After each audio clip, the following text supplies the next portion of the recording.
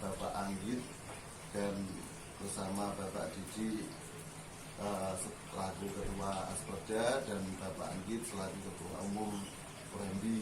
Yang pertama, kisah perjalanan rental dari nol. Istilahnya apa, dari awal merintis karir sebagai rental itu emang sudah dari turun temurun atau dari nol? Itu ngobrol Pak Anggit atau terima kasih. Ini kita kumpul di sini dengan teman-teman IGR Pati ya. Itu bentuknya bukan tanya jawab antara mahasiswa dengan usia Indonesia. Ini kita berbagi pengalaman, kita sharing. Kita nanti dari sharing kita di depannya awal ini membawa manfaat. Mental itu apakah Pak Didi itu dari nol atau mungkin bahasa kerennya lahir dari keluarga konglomerat gitu ya.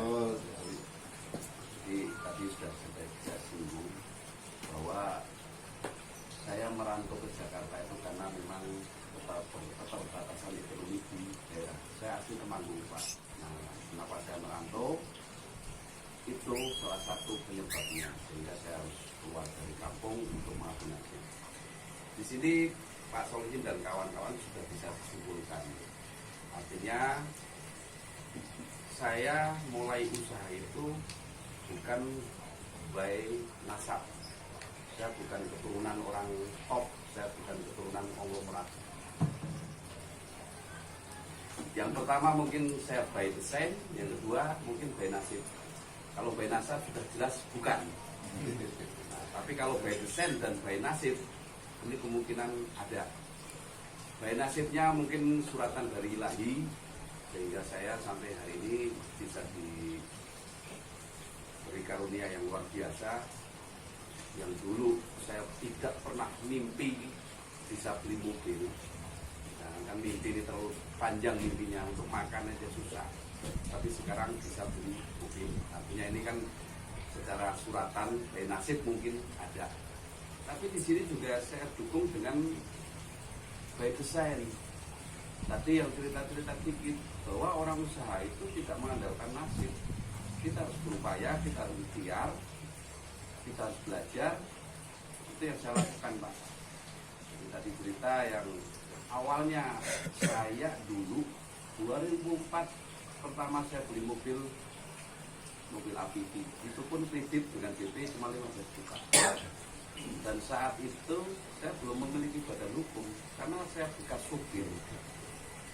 Akhirnya saya coba mau berdiri sendiri dengan tadi mencoba memberanikan diri untuk kredit mobil. Saya supirin sendiri saja. Tahun 2004 saya mulai. Dan kemudian yang by design nih yang mau saya sampaikan, by nasib sudah suratan dari ilahi. Yang by design, karena saat itu saya nyupir dengan tenaga sendiri, kemudian ordernya kok mulai ada. Tentunya ini didukung dengan desain saya. Cara melayani tamunya seperti apa, perlakuan kita terhadap tamu seperti apa, ketepatan waktu kita seperti apa, servis lah, tentunya servis kita kayak apa, sehingga membuat customer itu merasa betah dilayani saya saat itu. Nah, kemudian di sini mulailah order itu berbenturan, order banyak. Dari situ saya mulai mikir, tenaga saya sendiri harus nyupirin kanan kiri, order banyak, hal yang nggak mungkin. Sehingga desain saya buat, saya harus sewa tempat untuk mendirikan kantor, saya harus sewa tempat untuk administrasi dan sebagainya. Itu mulainya dari situ Pak. Ini desain-desain yang saya buat. Nah, kemudian larilah ke sistem yang sudah terbangun sehingga rental saya bisa sampai hari ini Pak Solihin. Artinya secara garis besar pertanyaan Pak Solihin dan kawan-kawan tadi, saya mulai usaha rental dari zero, nol. Yang mendukung adalah by nasib dan by design. Terima kasih atas pertanyaannya dari kawan Bismillahirrahmanirrahim. Kalau saya memulai cerita usaha rental, awalnya yang jelas saya dari kampung tentunya sama seperti Pak Merantau lah, ya karena kepengen ada perubahan. Udah pindah kerja ke sana, akhirnya saya bekerja di salah satu perusahaan furniture dan komputer waktu itu sebenarnya. Cuman karena bos saya punya mobil banyak, bos saya merentalkan kendaraan ke rental juga, bukan langsung. Dari situlah saya lama-lama bersama orang rental, tahu ilmunya, tahu caranya orang merentalkan. Kemudian saya bertekad untuk membuka sendiri.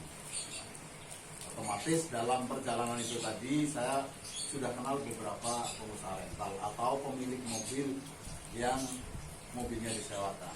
Nah, saya mulai usaha sendiri. Mobil saya tidak punya, titipan adanya. Sama mungkin kalau ada yang pernah bermain titipan mobil ya, saya di situ mulai awal. Titipan mobil itu saya mulai dari tahun 99. 99 saya buka di rumah. Terus ada beberapa pemilik mobil yang menaruh mobil dan menaruh percayaan kepada saya. Terus akhirnya saya kelola, ya paling baru saya 1, 2, 3, 4, turun lagi 1, tinggal 2. Nah, ada satu pemilik yang menawarkan tempat ke saya, lanjut kalau mau tempat saya aja. Udah kebetulan di Pool Metro Mini itu ada ruangan teknisi yang sudah tidak dipakai. Akhirnya saya bertempat di situ, mulailah saya secara serius. Tapi mohon maaf, saya sebelum buka rental, saya bikin legalitas dulu. Legalitas saya bikin, baru saya buka. Legalitas dulu. Iya. Saya buka, nah berjalanlah. Saya buka rental dengan sistem pemasaran saya biasalah. Kayak orang-orang dulu door to door, terus ketemu siapapun, saya cerita apa, saya sisipkan bahwa saya punya usaha rental. Bapak, Ibu kalau terkenan hubungi saya saja. Karena waktu itu saya masih terima pribadi juga, saya tinggalin kartu nama. Itulah cara konvensional zaman dulu begitu. Sudah lama-lama bertambah dan bergaul dengan siapa saja. Mulai dari sales rental besar sama teman-teman rental, akhirnya terbukalah pasar di situ. Dari ketok ular itulah saya bisa berkembang, beli mobil. Pertama saya beli Timor, terus Avanza, belum kuat beli kijang kapsul, kijang apa namanya itulah. Nah itu dari situlah saya mulai usaha di 1, 2, lama-lama dia bisa berkembang sampai dengan sekarang. Dulu saya pertama buka hanya berdua dengan ponakan saya. Saya pergi nyales, ponakan tunggu kantor. Berkembang, bagus. Akhirnya istri saya tarik. Istri saya tunggu di kantor, saya pergi keluar bersama staff saya. Setelah berkembang tambah banyak sehingga sampai dengan sekarang termasuk tanah ini dan rumah ini hasil dari rental.